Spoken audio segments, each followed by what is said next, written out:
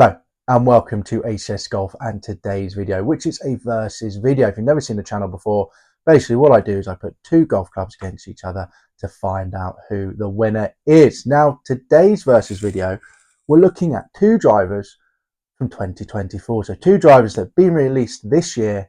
One is the Cleveland Launcher Xl2, thing of absolute beauty.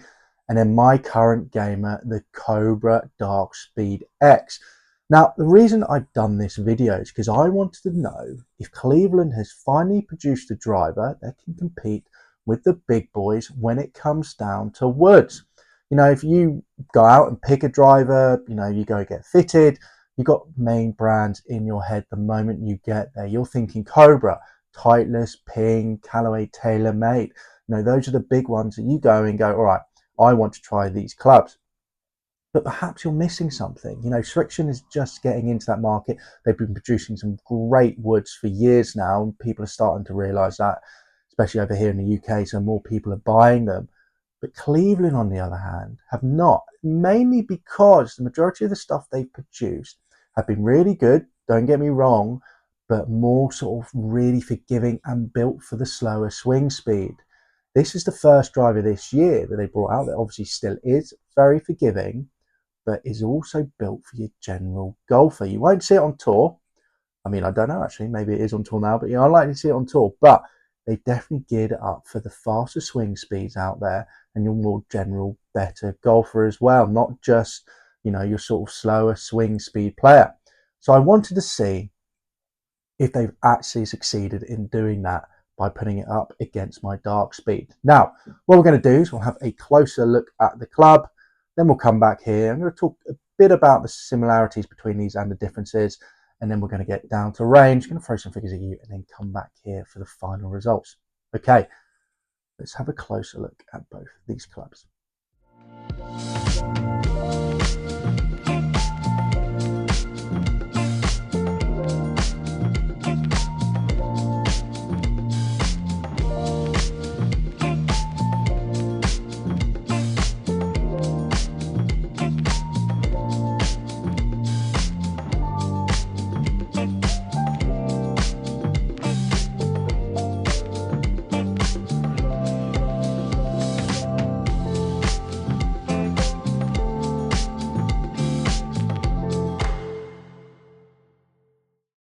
So there you go, a closer look at the clubs.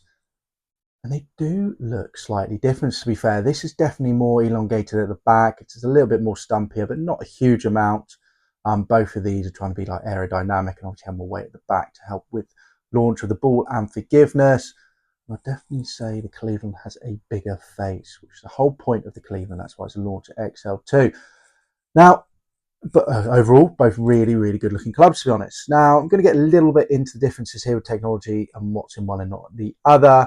However, if you want to check out the full reviews, they are both on my YouTube channel at the moment, so do check out that.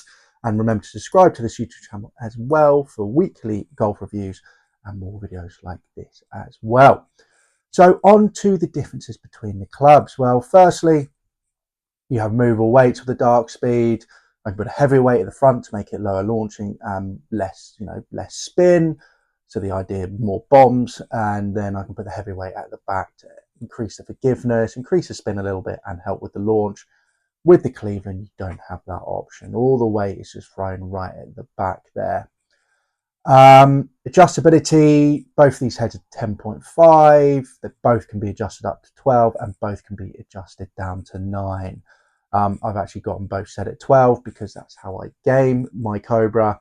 So that's the way I did it for the testing, and I kept the weight, the heavier weight at the back here as well to equal these out.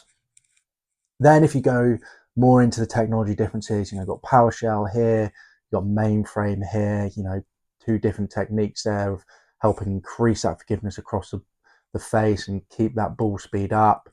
Carbon fiber in the Cobra on the bottom and the top. No carbon fiber in the Cleveland, by the way. Still a full titanium body. However, you know, they've lightened in the titanium places to be able to increase the weight at the back and elongate it, and to have a bigger face, you know, to aid that forgiveness, to really be able to hit anywhere on that club face and get really good results.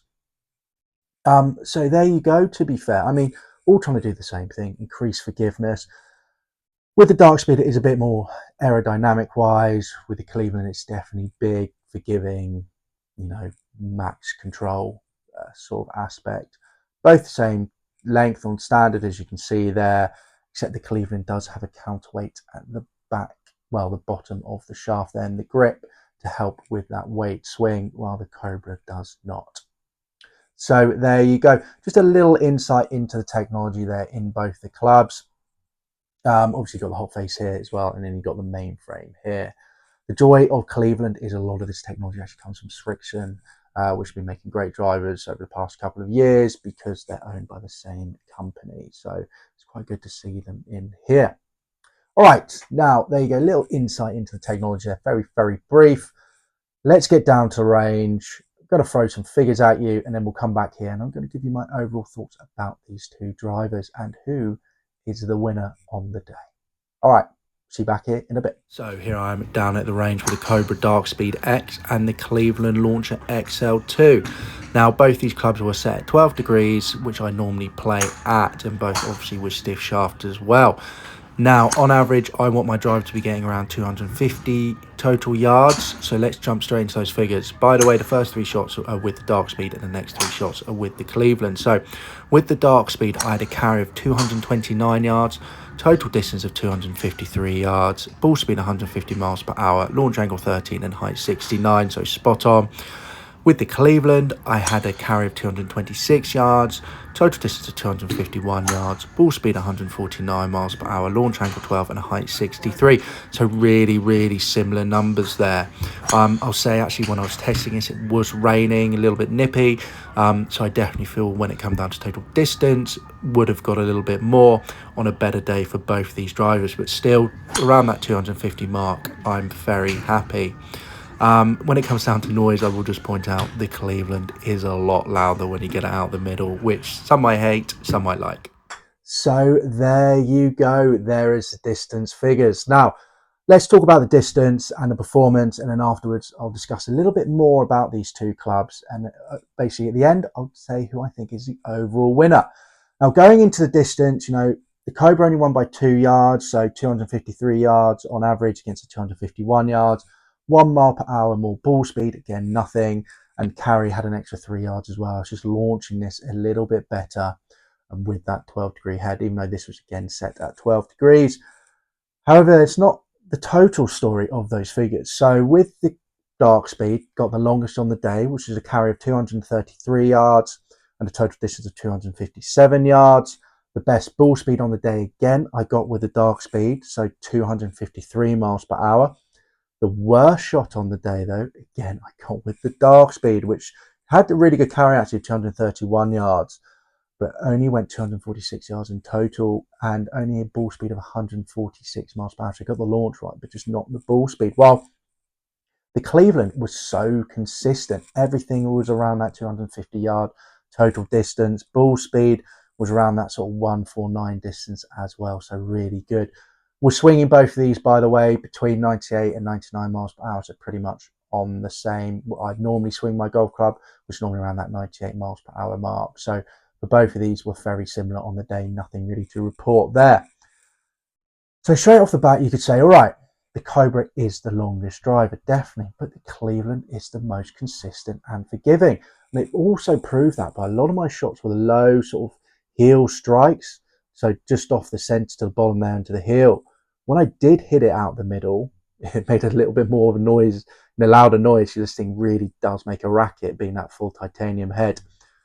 But the difference in performance is pretty much exactly the same, which just shows the forgiveness in this is really high, where if I did the sort of the same shot on the Cobra, it wouldn't quite match off if I hit it straight out the middle. So performance-wise, we can definitely say that the Cobra is the longest. However, the Cleveland is the most forgiving and consistent. Now, getting into some more details about which driver I think wins this sort of overall competition, if we just discuss who is aimed for and who these matters of basically these drivers are produced for and what you can get them in, it tells you a little bit of a different story. So with the Cobra, you have the LS version and the Max version. So the LS is for your fast swing speed players. least forgiving, maximum distance. The Cleveland only has 2 models, so the Xl2 I've got here, and then the Xl2 Draw, which is the same as the Max. So again, even though they say it's built more for the masses and definitely comes into that mass market, they're not bringing out that LS version for the faster swing speed. So again, sort of not marketing themselves there. Definitely increase the marketing upper level, but not there. Also, if you're getting this straight off the rack, you can only get this in a stiff and then downwards, while this you can get in an extra stiff. I'm sure if you get fitted for this and you need an extra stiff, you can get one put in. But if you're just buying off the rack, well, that's the only option you can get. Which again doesn't mean it's going straight for those faster swing speed players. You know, I definitely think they're trying to keep that market for the Strixon. You know, you've got the Strixon, I want to say ZX5 LS, which is a great driver. Mark II one, tried it this year. Really, really cool driver. Do try it out if you're looking for that and better price. So again, let's not aim for those faster swing speed players. Even though I think a faster swing speed player could get away with using this, I really do. And if you do a lot of reviews and you read a lot of reviews about this club, the spin of it isn't that high. It's actually quite low, which would suit, again, a faster swing speed. But then if we go and talk about the price of these clubs as well.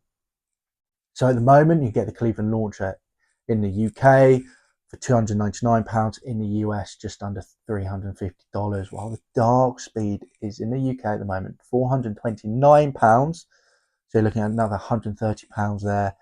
And then in the US, $549, so an extra $200. And there's 3 yards in it. There's 3 yards in it, and you're spending an extra £120, an extra $200. It doesn't make sense. It doesn't make sense. Feeling wise, I definitely think the Darkspeed feels better than the Launcher Xl2. I do, but that still feels quite nice. Looks wise, I do prefer the Darkspeed. I think this is a gorgeous club, but it's just a little bit too big of a profile for me. Some people won't care, but others will. So just be aware of that, because they really have elongated the back there. Both 460cc heads, but they've done that so they can increase the club face to, again, aid that forgiveness. So yeah, just going into, you know, if we're talking about the aesthetics of the clubs, obviously both look really good. Cleveland's head cover, really nice, feels really nice. And then the Cobras, again, feels really nice, looks really nice. I'll probably give it to the Cobra for feel and looks, just because these whites will get dirty very quickly. But again, good looking clubs. So overall then, who is the winner in this versus video? Well, if you look at the figures, solely on those figures, it has to be the Darkspeed. The Cobra Darkspeed X has won it on the figures. The longest on the day and the longest average. But it doesn't mean you shouldn't have a look at the Cleveland. There's only, like I said, 2 yards in it. This is a good driver, and it is long. I've actually given both of these a 4 on the ACS Golf scale for distance out of 5. They're both long drivers, even though the Cobra does just pip it. And you can get this at a fraction of the price of the Cobra as well. So, you know, if you wanted to save yourself a bit of money, and let's be honest, not lose some distance or notice any loss of distance on the golf course, then I would go for Cleveland. I mean, I even took this out on the golf course and hit one of my longest drivers on a hole with this club. So it definitely it's definitely a long driver. It really is. So overall, just what we started off at the beginning of the conversation. As I said, it is a winner for the Darkspeed for this club. And this one will be staying in my bag, by the way, the X. But overall, I mentioned at the beginning, do I think Cleveland has finally caught up with the big boys when it comes down to this driver? And the answer is yes, I do. If you're really quick swing speed, maybe not, because they don't have that LS version. But for the regular golfers out there, I definitely think these guys, Cleveland, have caught up with the big boys. And this is definitely a driver you should consider if you're thinking of buying a new driver this year, because it is fantastic. And you do get all the adjustability in the sleeve, if not the adjustability with the weight. Alright guys, now I hope you enjoyed this versus video. Do remember to hit that subscribe button on the channel if you haven't already done so. Leave a comment down below. You know, if you're going to pick between these two, which one would you game? And obviously, if you like the video, do give it a like. And I will see you soon for the next ACS golf video. All right, see you then.